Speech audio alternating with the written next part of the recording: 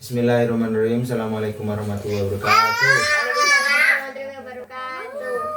Kita sampai ke cabang iman yang ke-40 ya. Ini ada 70 cabang iman.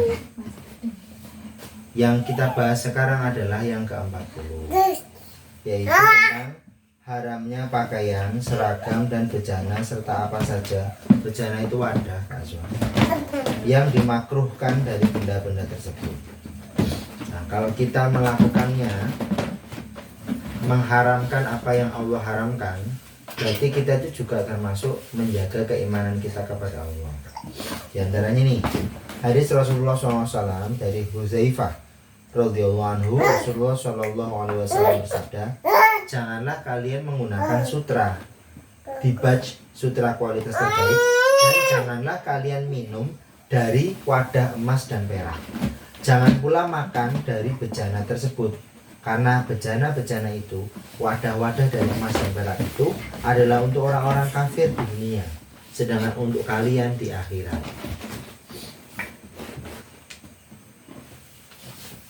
Nah, kemudian ada juga bagaimana dalam hal pakaian.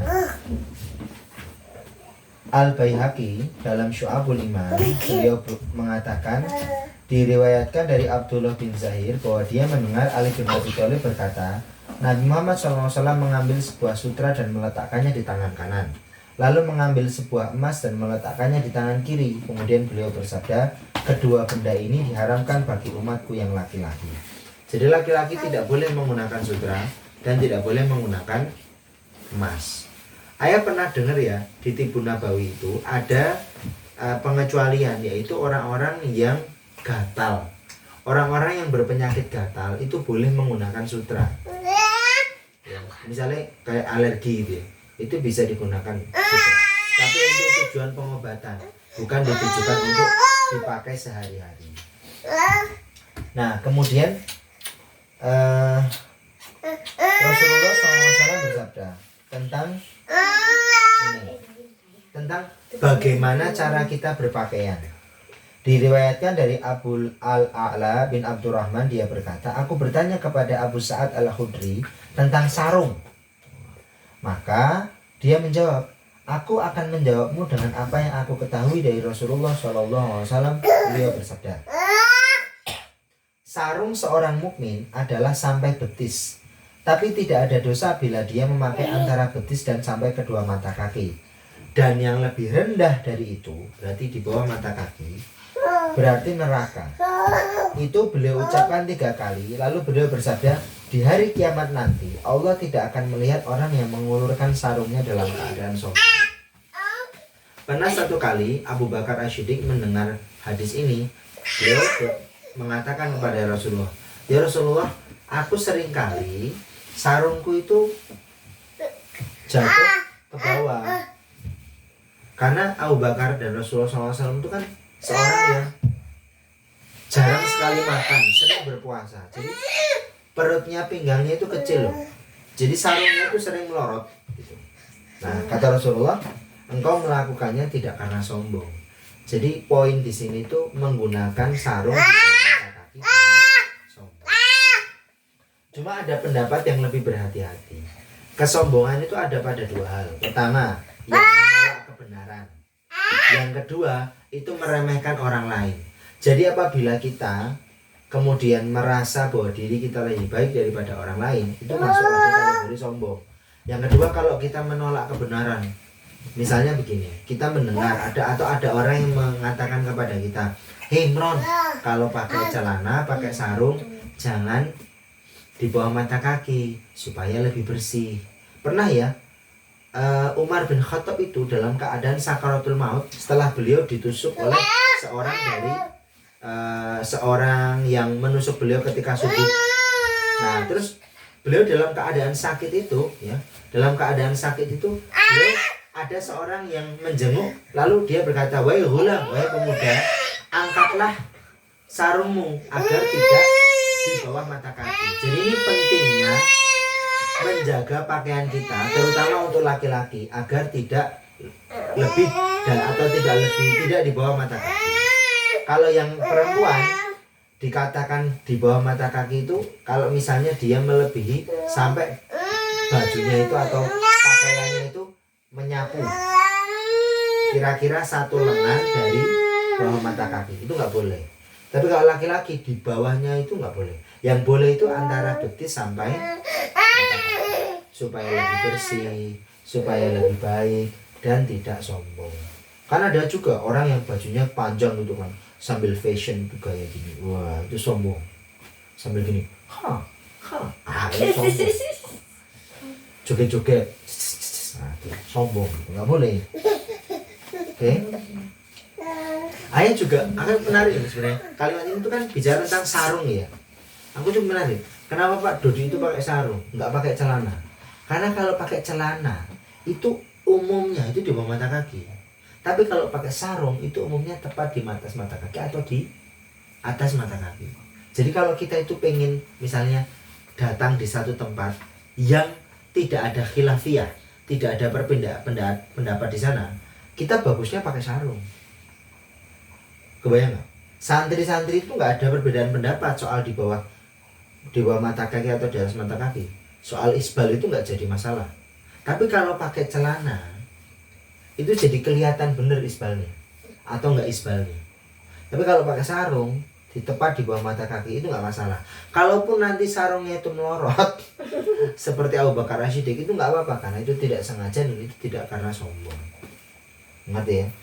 Jadi alangkah baiknya, Maya juga ini suatu hikmah ya. Kenapa orang-orang misalnya di sekitar rumah kita ini mereka pakainya itu pakai sarung, bukan pakai celana. Kalau kalian ke masjid, bapak-bapak itu kan semua pakai sarung loh. Nah, itu hikmahnya. Di antaranya mereka belajar dulu sama kiai-kiai dahulu itu pakainya sarung. Ini juga disebutin sarung. Ya. Supaya kita tidak. Nah, kalau misalnya kemudian keluar rumah pakai celana panjang ya boleh. Tapi kalau ke masjid paling baik adalah menggunakan sarung. Nah, terus kemudian bagaimana cara kita berpakaian? Rasulullah SAW dalam Syu'abul Iman ini Al-Baihaqi menjelaskan, satu ketika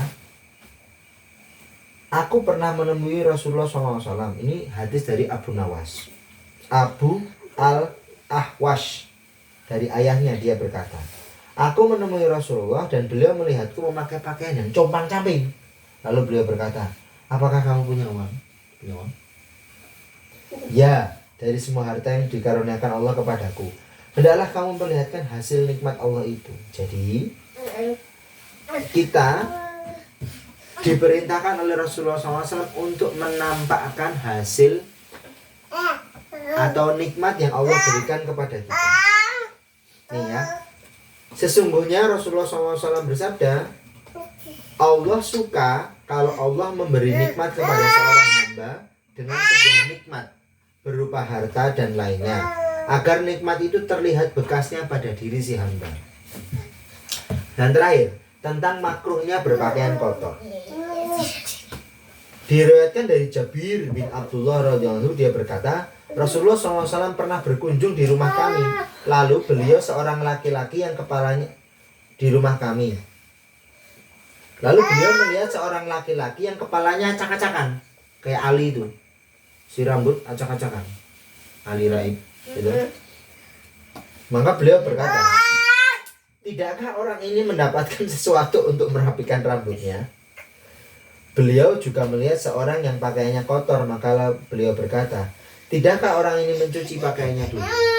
Jadi ini sebuah sunnah Rasulullah SAW. Sekarang kalau kita cuci baju, itu kita niatnya karena Allah, niatnya karena mencontoh Rasulullah gitu. Imron, ayah rambutnya kayak gini, ini kan nggak perlu disisir. Nah ini rapi namanya, bersih gitu. Kalau Imron harus disisir ya, pakai biar rapi. Dan bajunya yang bagus, itu bersih kan, tidak boleh bajunya itu dikotor-kotorin, mengerti? Jadi ini harus bersih, dijaga ya baju hero nya. Oke? Oke, sini kamu duduk sini mas. Baju hero sini duduk sini, begitu ya. Hendaklah kamu memperlihatkan nikmat Allah kepada kita. Seperti kemarin ayat cerita soal si botak, si belang dan si buta kan? Nah, itu adalah cara kita bersyukur kepada Allah dengan menunjukkan nikmat-nikmatnya kepada Allah. Tapi juga bukan berlebih-lebihan. Bajunya yang wah udah enggak harus kayak gitu. Bajunya yang rapi, yang bersih. Coba sini, tak peluk sini. Sini. Enggak, malu. Iya. Oh, kamu aja sini. Begitu kan? Ada pertanyaan? Kadang kalau aku pakai celana itu kadang tuh celana sini pelorong. Iya, dia mau apa sini? Dijahit gitu sini. Ganti. Kalau yang benar diganti. Tadi yang bilang tuh ini jangan di apa? Jangan ditaruh ke depan ya, biar enggak mau. Ya. Oke, terima kasih. Mari kita tutup dengan bacaan alhamdulillah alamin. Subhanallahumma wa bihamdika asyhadu an la ilaha illa anta astaghfiruka wa atubu ilaik. Assalamualaikum warahmatullahi wabarakatuh.